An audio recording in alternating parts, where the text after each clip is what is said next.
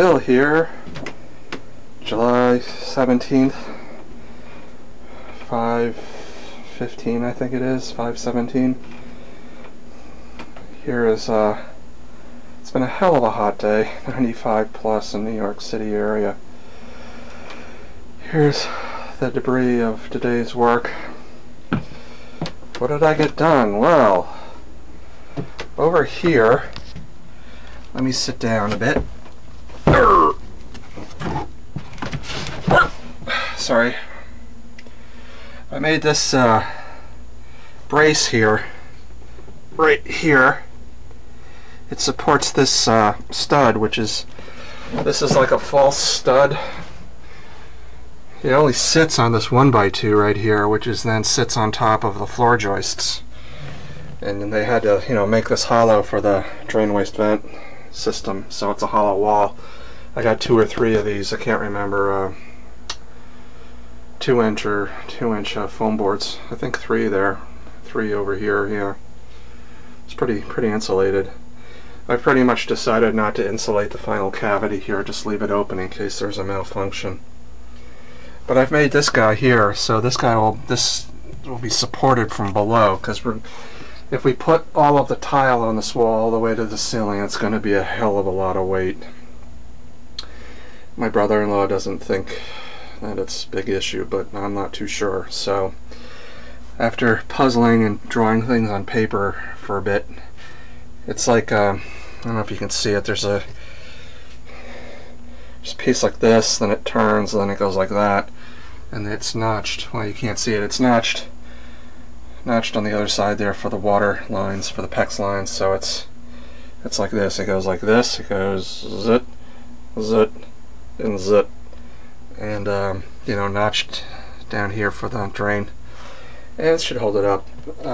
This guy, maybe if I have energy tomorrow, I might put a piece of 3/4 something right here and bring them up, and then screw them like right there. That could be worthwhile endeavor. Over here, can't really do anything over here except maybe like put those handy shims underneath it. This guy is more strong. He's braced better underneath because of the way they notched the floor joist. So that's that. Oh no, it isn't. Ta-da! I bought a collar last night, the 3-inch female to female collar, and I sucked up the courage and I put in the I got rid of the rubber coupling. It just made me too nervous to do that, to encapsulate it, you know, to do the bathroom and tile and everything and then find it leaks. So I've glued it, and there it is, the end of the line. This guy, had to take him out and him. That doesn't take long. Retighten this, so this stub here is at the maximum height. But I poured water down it, doesn't seem to leak. I slobbed down a lot of glue, maybe too much. That's sometimes a little bit too much glue, they say is not good, but it seems to work. I wiped off the excess on the inside and the outside where I could, and it dries. And I'm sure I got when it dried, it was pushed in all the way. There was no push out. I made sure of that, so definitely should hopefully be dry. And there we are, the toilet. Now I'm going to turn the camera off and I'm going to drop the board in and show you where I made some trims, because of the change of this geometry and the change over there required some use of my ever faithful Dremel Multimax. This is a great tool. I highly recommend it. It's still hot to the touch. Alright, be back in a moment. Back at 5:20. So here's the rough-in. Sorry. Okay, if we drop my flange in, it's about 3/8 of an inch. And if you press, I could press it down, it'll go flush against the wood, and then you put the screws in. So once I screw down this board, then what you gotta do, gotta put purple here and purple here, and then you glue it. make sure it's fully seated as best it can be. You know, I trimmed this. This used to be higher, but I trimmed it so it's flush. I considered trimming it lower so when you did this it wouldn't rest. You know, it wouldn't have a gap there, but decided not to. So what I'm going to do is when it goes in, just push this guy down a little bit.